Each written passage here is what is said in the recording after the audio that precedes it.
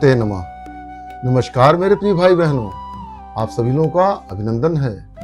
मैं घनश्याम पांडे, आप देख रहे हैं मेरा YouTube चैनल VNK वैदिक विजडम स्टोरीज।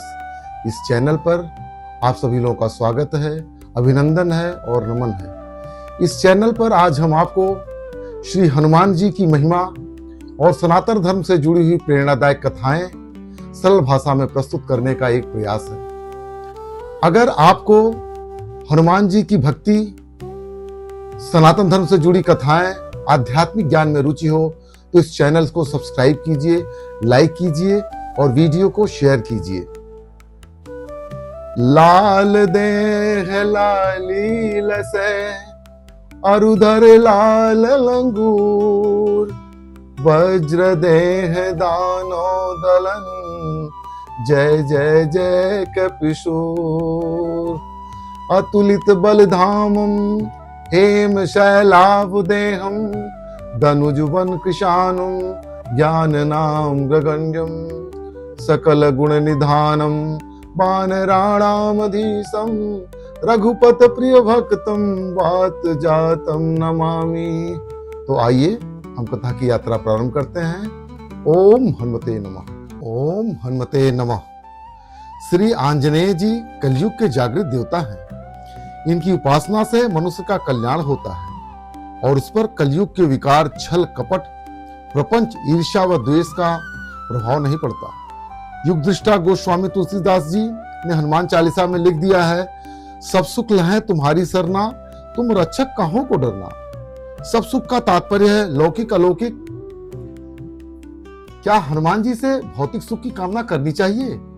एक प्रसिद्ध कहावत है कि जहां लक्ष्मी जी निवास करती हैं वहां सरस्वती जी का निवास नहीं होता, लेकिन हनुमत कृपा से श्री लक्ष्मी जी व सरस्वती जी का वास साथ साथ होता है। इसी प्रकार एक अन्य कहावत के अनुसार जहां भोग होता है वहां मोक्ष नहीं होता, लेकिन हनुमत कृपा से उपासकों को भोग और मोक्ष दोनों की प्राप्ति सुगमता से हो जाती है।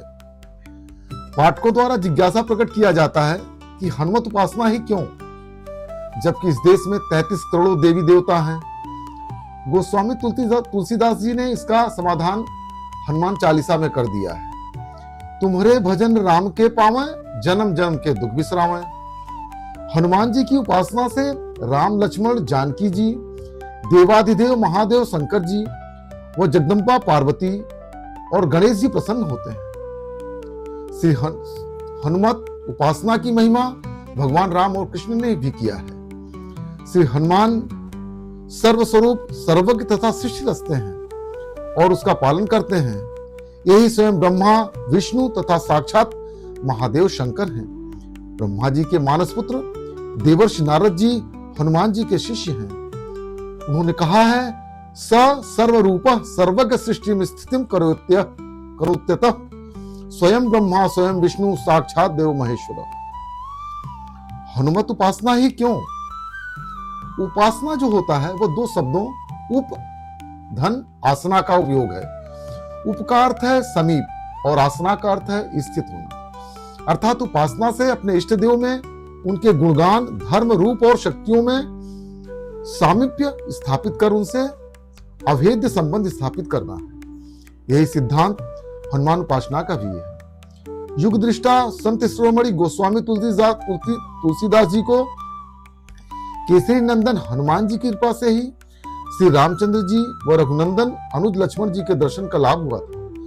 महावीर हनुमान जी की कृपा से भक्ति शिरोमणि गोस्वामी तुलसीदास जी ने कालजयी ग्रंथ रामचरितमानस की रचना किया। उपासना से ही भक्ति होती है। श्री हनुमान उपासना की प्रासंगिकता अतीत में थी, आज भी है और आगे भी रहेगी। इसका मुख्य कारण मनुष्य का जीवन में हताश, निराश और अशांत होना। विषम परिस्थिति में साधु संत के रक्षक श्री हनुमान जी का ही सहारा होता है। गोस्वामी तुलसीदास जी ने स्पष्ट लिख दिया है, साधु संत के तुम रखवारे। श्री हनुमान जी की कलयुग के जागृत देवता हैं, जो परम कल्याणकारी हैं और भक्तों के संकट को दूर करने वाले हैं। गोस्वामी जी ने इसी कारण हनुमान जी को सकल अमंगल मूल निकंदन लिखा है। भक्तों का संकट दूर करने के कारण ही इनका एक नाम संकट मोचन भी है। को नहीं जानत है जग में कभी संकट मोचन नाम तिहारो। गोस्वामी तुलसीदास जी को जब भी संकट आया तो हनुमान जी प्रत्यक्ष या परोक्ष रूप से उनकी सहायता किए थे। इसके अनेकानेक दृष्टांत हैं। मैं एक कहानी आप लोगों के सामने प्रस्तुत कर रहा हूं। काशी में तुलसीदास जी के चमत्कारों की चर्चा मुगल बादशाह अकबर तक पहुंची। सम्राट अकबर राम भक्त गोस्वामी तुलसीदास जी के चमत्कारों से प्रभावित होकर उन्हें राज दरबार में आने का निमंत्रण भिजवाया। राम भक्त गोस्वामी जी पहले तो मुगल बादशाह के निमंत्रण को यह कहकर अस्वीकार कर दिए कि मुझे राज दरबार से क्या लेना देना, मुझे तो प्रभु श्री राम और हनुमान जी की उपासना में रहना है। लेकिन सहयोगियों के परामर्श देने पर उन्होंने अंततः राज दरबार में जाने का मन बना लिया। राज दरबार में सम्राट अकबर ने उनका भली भांति सम्मान किया, फिर आदर पूर्वक उनसे किसी चमत्कार प्रदर्शन करने का निवेदन किया। राम भक्त गोस्वामी जी किसी चमत्कार की जानकारी को निर्भुल बताते हुए कहा, मैं तो प्रभु श्री राम और हनुमान जी का सेवक हूँ, उनकी पूजा अर्चना उपासना आराधना से मैं ही लीन रहता हूँ। सम्राट अकबर इससे नाराज होकर उन्हें कारावास में कैद करवा दिया। अभी संकट की घड़ी में उनके सम्मुख संकट मोचन श्री हनुमान जी का ध्यान करने का अतिरिक्त अन्य कोई उपाय ही नहीं था।